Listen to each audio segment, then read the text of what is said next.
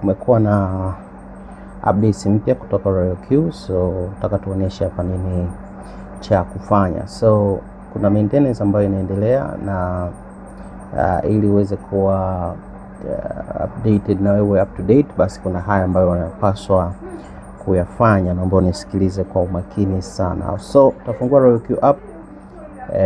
Baada ya kuifungua Royal Q app, tutaenda kwenye matangazo, eneo ambalo lina postiwa matangazo. Unaweza kuona hapa juu kwenye hili eneo hapa ndio ambapo wanapostiwa matangazo. So tangazo ambalo unalihitaji ni hili hapa, hili tangazo hili, the system has been upgraded, please complete a one-time account confirmation to continue using the service. Kwa hiyo hili ndio tangazo ambalo tunalihitaji na tutabonyeza hili eneo hapa, go to account confirmation. So matangazo kama hivyo ikija lingine wewe unalirudisha tu ili lingine ili uweze kubonyeza hapo. So mimi nitabonyeza hapo na moja kwa moja itanileta kwenye page ya Royal Q kwenye browser sasa, na utatakiwa kulogin, utatakiwa kulogin. So na mimi nita login hapa kama kawaida.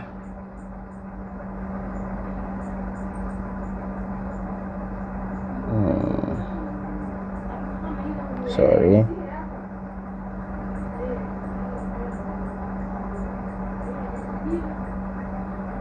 So nita login kama kawaida na that's how it is. Kwa hiyo hapa sasa itanihitaji verification codes, itanihitaji verification codes, Google verification,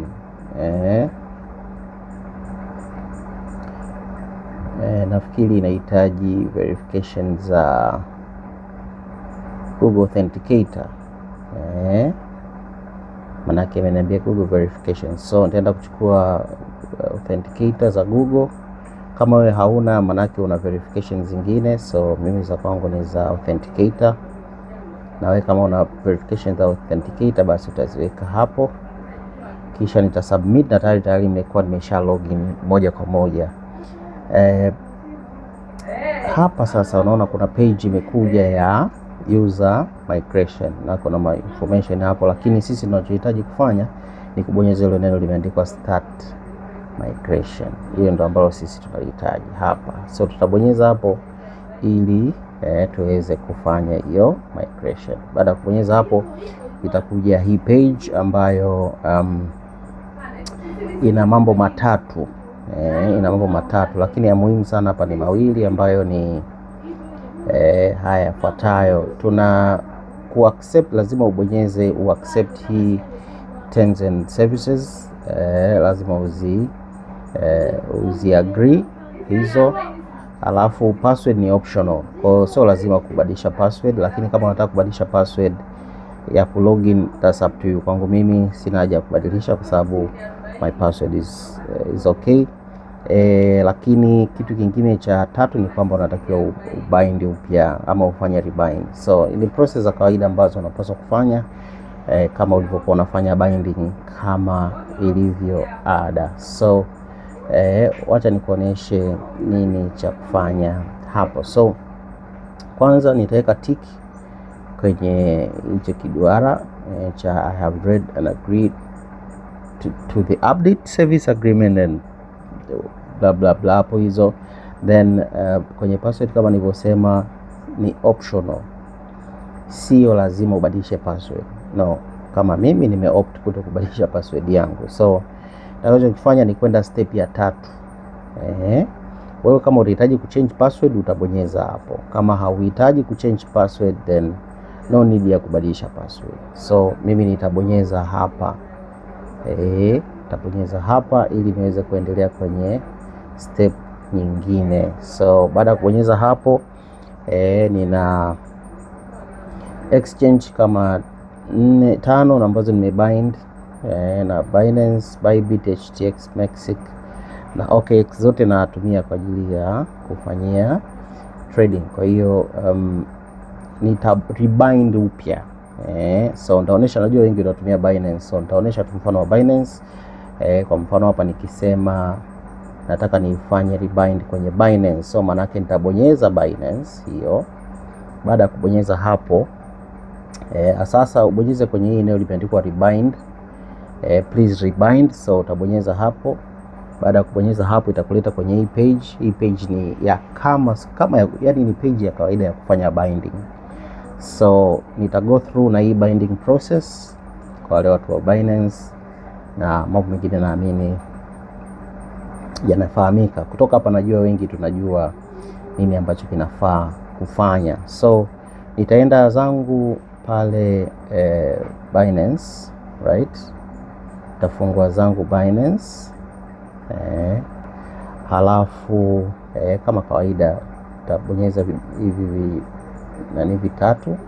Kwa wale ambao ni wageni, unaona hivi mistari vitatu ndio ambao nitavibonyeza, lakini pia unaweza kusearch, lakini tutumie tu njia hii ambayo ni nyepesi. Baada ya kubonyeza hapo itakuja hii page, nitakliki more service. Baada ya kukliki more service tashuka paka chini. Paka chini unaona kwenye others, then kuna neno API hapa, nitalibonyeza hiyo neno API. Baada ya kubonyeza itakuja ya hii API. Delete ya zamani sababu sitahitaji tena kwa sababu na rebind, so sitahitaji, kwa nitaidelete, ta confirm na yenyewe itakuwa imeondoka. So kinachofuata ni kutengeneza API mpya. So nita create API tena mpya hapa, boom. Alafu system generated, so utabonyeza next. Baada ya kubonyeza next, hii ni label tu ambayo unaweza kuandika kitu chochote. Wengi wanapenda kuandika Royal Q, lakini mimi napenda kuandika jina langu. So kama kawaida wewe utaandika unachoona kinafaa kuandika, lakini hakuna formality kwamba lazima uandike kitu fulani, hapana. Chochote ambacho unaona ni sawa unaweza kuandika hapo. So as usual nitaandika hiyo na itanipeleka kwenye kufanya verification. Kwa baada ya kunipeleka kufanya verification, mimi kwa sababu nimetumia passkeys, kwa hiyo natumia passkeys. Alafu nitaanza sasa kuishughulikia hii API. Nitaanza kufanya rebinding sasa upya. So kuna kamshale haka na kuangalia chini, so tutaklik hapo. Tutaklik hapo kamshale ili tupate details za ziada za mimi ninachopenda kufanya kwanza ni kucopy secret key kwanza, ndio kitu cha kwanza ambacho wanapenda kufanya. So nitacopy secret key, alafu kisha nitarudi kwenye Binance, na mimi kwenye Royal Q yangu ambayo nimefungua kwenye browser. Itategemea ni browser gani. So mimi kwangu ilifunguka hapa. So nitaweka hiyo secret key hapo. Boom. Baada ya kuweka hiyo secret key, nitakopi hizi addresses, IP addresses hizi, kwa sababu ni muhimu sana, lazima uondoke nazo. So nitakopi. Baada ya kukopi nitarudi nazo huku, nitashuka chini, alafu nita allow restrict access to trusted IPs only, then nitaweza kubonyeza hicho kiduara. Baada ya kukibonyeza hicho kiduara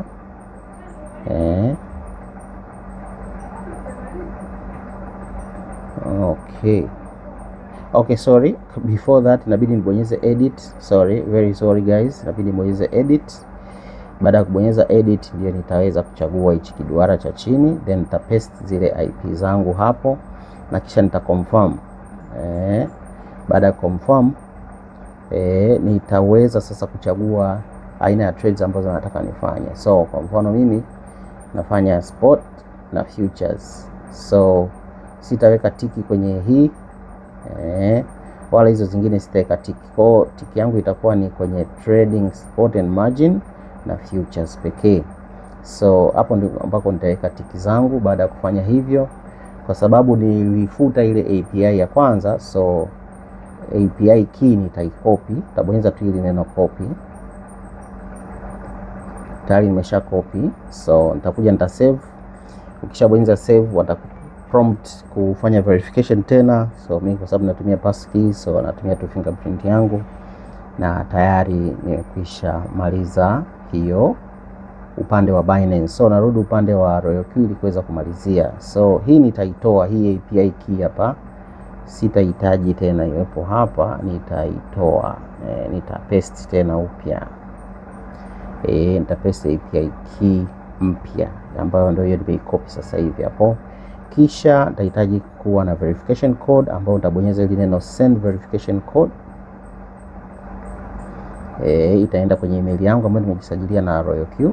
So nikishabonyeza hapo tayari manake verification imeshakwenda. Unaweza kusubiria notification, lakini mimi waga sipendi kusubiria, naenda kwenye email moja kwa moja kwenye Gmail na tayari code zimeshatumwa. Ninachokifanya na copy tu hapa, alafu narudi kwenye Royal Q yangu na zipaste hapa hizo codes, alafu tabonyeza carefully huko chini lazima uweke hiyo tick hapo, alafu nita replace tabonyeza replace, boom, tayari manake nakuwa nimesha replace Binance. So ninachotakiwa ni kukamilisha hizi process zingine za huko chini, kukamilisha hizo binding za huko chini. So takata video hapa ili nifanye binding ya hizi zingine, then nitakuonesha nini ambacho kitaendelea hapo, kwa sababu tunachohitaji ni ile neno next ili iweze kuwa active. So ili video isiwe ndefu, najua wengi mnatumia Binance, so taenda kubind hizi tena kwa mara nyingine, then I'll be back then tarudi, tutaendelea. Tayari nimekwisha fanya binding, as you can see tayari nimekwisha kumaliza Kasauti HTX kwa sababu nilikuwa sipati SMS verification, so nikaona bora niende nika unbind kutoka kwenye Royal Q app. Lakini kwa wewe ambaye unatumia Binance is very easy, na accounts zingine hizo naona zimekuwa tayari rebinded, na ndio maana unaona kuna tiki hapo. So tabonyeza next, alafu tutaona kile ambacho kitafuata. So nimekwisha bonyeza next na imenirudisha kwenye user migration hapa. Imenirudisha kwenye user migration hapa. Mimi tayari nimeshamaliza operation zote hizi, so sidhani kama ninahitaji kufanya change your login password, confirm, check wallet address. Najaribu kuangalia vitu vingine. Nilichokifanya nimeagree tena terms and conditions.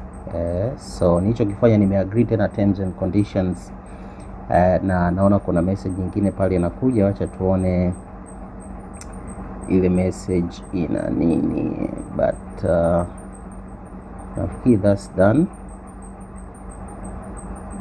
Na niko ready tayari kwa ajili ya migration. Acha turudi nyuma tuone. So nilikuwa niko hapa, nilirudia tena ku accept hiyo, nikasema start migrating huku chini, nikabonyeza hii start migrating. Hapa kwenye rebind tayari imesha complete, kama unavyoweza kuona imeandika completed. So nabonyeza start migrating, ta confirm kwamba sitaki kubadilisha password, ta confirm kwamba sitaki kubadilisha, ta check wallet address, deposit, whatever hapa inanionyesha, na so select deposit method, taka USDC, USDT. So Polygon iko suspended, no problem. Anasema this address only support BNB. Kwa nilikuwa tuna check tu wallet address na vitu kama hivyo. Nikigenerate hapa temporary, I understand, nafikiri deposit address inaonekana hapo, so sihitaji kufanya jambo lingine la ziada. Account yangu iko fresh kabisa, tayari account iko imeshakuwa migrated. So Kinachofuata hapa ni kusubiria kuona nini ambacho kitafuata baada ya maelekezo ambayo wamekwisha yatoa. Baada ya maelekezo, maana walisema leo kwenye saa ngapi? Wacha tusome tena hili tangazo.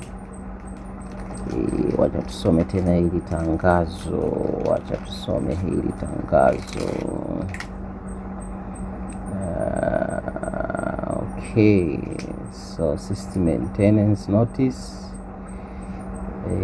Wacha tusome, anasema tarehe 20 kwenye saa 6 mpaka saa 10 UTC plus 8.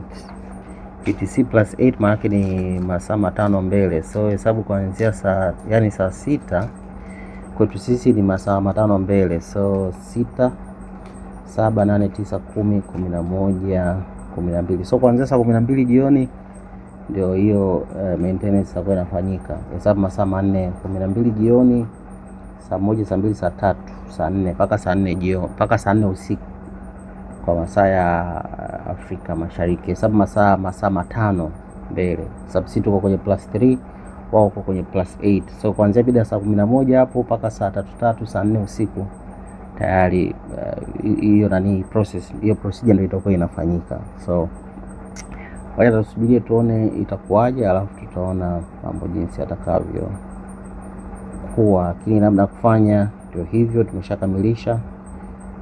Tunasubiria utaratibu mwingine, lakini issue ilikuwa ni kurebind tu kama nilivyosema. Sio lazima kufanya password, sio lazima kubadilisha password, ilikuwa sio lazima.